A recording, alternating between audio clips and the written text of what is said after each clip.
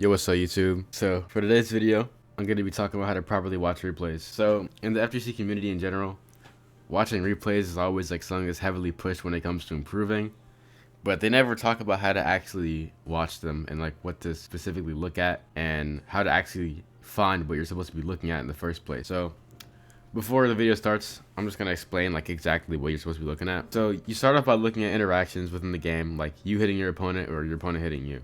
And a big common misconception that people say in the FGC is that you should only look at when you lose. But it's not true at all. Replays of you winning are just as important as replays of you losing because you'll be able to figure out like why you actually won the game. Let's say you fight a pro, right, in ranked. And a lot of people have this like story where they've beaten like some really good player. Let's say you queue into like Boomy and you beat him. And you just don't go through the replay, just like, oh, I beat Boomy. You could have watched that replay of you beating him, and you could have figured out what like really happens when you start playing good. See, a lot of people will say things like, "Oh, I'm just playing out of my mind today. I'm just playing crazy," and they have no idea why. Like they'll beat some pro, they'll just be playing good. They don't understand that they can be playing like that all the time. The goal is to figure out why you're able to play like that. So if you watch the replays of you winning, you'll be able to figure out specifically why you won that game. There's like a lot of common reasons of why like upsets happen and why people that are like worst at the game will beat someone who's a pro. And it's usually because of things like this. Certain matchups will occur within the game where, let's say you're a platinum player, right? You're like 1950 and you play Scythe and you play like floaty Scythe, right? And you just happen to be fighting some pro player who just is bad against floaty players because of the way that he plays, you know? So because of that matchup and play styles and just how you guys are playing, if the pro's not thinking, you might win, you might beat him, right? And if you never go into that replay, you're just going to constantly just fight people and lose to some guy who's good at fighting against floaty players. But if you can watch that replay and pinpoint exactly why that happened, you can be like, oh damn, when I fight this guy, I should be playing like this and moving more grounded, like using these kinds of options. When I fight this type of person, I should be playing more floaty. And then you'll be able to beat every player of that caliber, no matter how they're playing. And then you just become one of the pro players. It's like that simple, to be honest. It's like problem solving. It's just that it takes a very long time to figure out every single type of problem and every single type of solution. So watching replays allows you to figure out what the problem is, and if you're good enough at it, you'll be able to solve it pretty quickly. Watching your replays properly will get rid of that by chance moment and allow you to actually figure it out and put it into your flowchart. And flowcharting is a whole different thing that I'm gonna get into in like a different video. The first step to watching a replay is you look at exactly when you got hit. So after you find the part where you got hit, you're gonna have to backtrack a little bit to figure out what caused you to get hit like that. And not every interaction is gonna be an important interaction. It might be something as simple as like, I just threw out a random sig for no reason and they punished me. But you're gonna wanna go to every single interaction and backtrack to how it happened and like what led you to be in that position to get hit. It could be literally anything. It could be you just miss a random sig, or you go for a hard read and you miss the hard read and they hit you after you miss the hard read. Or it could be something important. It could be like you positioned yourself a certain way that was pretty bad in that matchup, but you just didn't know it. And some things are harder to spot than others. And I'll go over those things that are hard to spot when I actually get into the replay. But yeah, I'm going to be going over 2 replays of some low to mid diamond level players that send me some of their replays. So yeah. Alright, so we have this replay here. And the Diana player lost, so I'm going to be doing the POV of the Diana. Now, before I even start on this replay, one of the biggest habits of Diana players is any character that has guns or bow, or just any like long range kind of character. The biggest bad habits that I see is poor option select and like greeting. So what I mean by greeting is when you see somebody miss an attack and you're not in range to punish it, but you still try to punish it knowing that you can't punish it, just like out of habit. And this happens a lot with people who play like bow and guns. They'll just like always try to punish things that they know that they can't punish, and this happens like kind of universally. But those are like some of like the biggest things. So we'll see what happens here. So first step, look at when they get hit. All right, so right here, they hit the sider here, and right here, to be honest, I would just grab the weapon and try to weapon start them and get bow. But that nair was alright. Like that nair wasn't too bad to go for. It's like I said, not every interaction matters. So this was just a little like mishap. Now here's where the poor option select starts to come out. So right here, they miss this there. And then they get hit here. So you run it back. Why did they get hit? This is poor option select here. So a lot of guns players feel like they have to go for shit like side air and down air and side light. Like they think that they have to be poking people and doing long range attacks when they don't realize that they have end light. End light's huge. It's a huge bubble. Like right here, this guy pressured the dodge out. And he goes for the wrong option. End light would hit here perfectly. End light is a really good attack on guns to use. It's just a huge circle. You could use in the same context that you would use like a spear end light or a sword end light. just straight in front of you, big hitbox. But they go for a side light here, so that gets them hit. And this is where the gritty happens again. So why did he get hit by that nair? Same thing. Gun player thinks that they have to go for the down air because they think that's their only combo starter when you just have a huge end like grounded option that they could have went for. And then this is just like disadvantage state. You have no stage control, you're scared. So this sider hit here because, you know, he got scared. He just burned his dodge, which caused the other guy to dodge forward. But since he had no dodge, he's like, oh shit, I don't want to get hit. So he jumps. So this is just being scared in disadvantage state. Like, there's not really much you could do to, like, realistically not get hit in disadvantage state. So this is right here. The second sider that just hit was greed. So you look at that. This sider, like, obviously wasn't going to hit. He was nowhere near it. But guns players like to go for things that, like, obviously aren't going to hit because they think that it's, like, going to pressure them. But throwing out a sider isn't going to scare anybody. Like, this isn't threatening to him. He's just like, oh, free damage. And he just takes it. And he's already off the edge. And then right here is what I was saying again with the whole, like, gun player can only do a down air.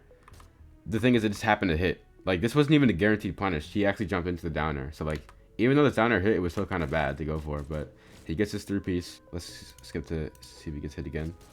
He gets this. I'm pretty sure he just kills him after this. Yeah, recover. So we're going to go over here again. We're going to see when he gets hit. Okay, right here. So this is just a grid again. The Koji does a side air and misses, but the Diana isn't in a position to punish. Like, when you're jumping and you're looking the other way and they just finished the side air, like, you're not going to be able to get that D-Light punish off. So this was just like greed. Like, you know it's not going to work and you still go for it. See again, like,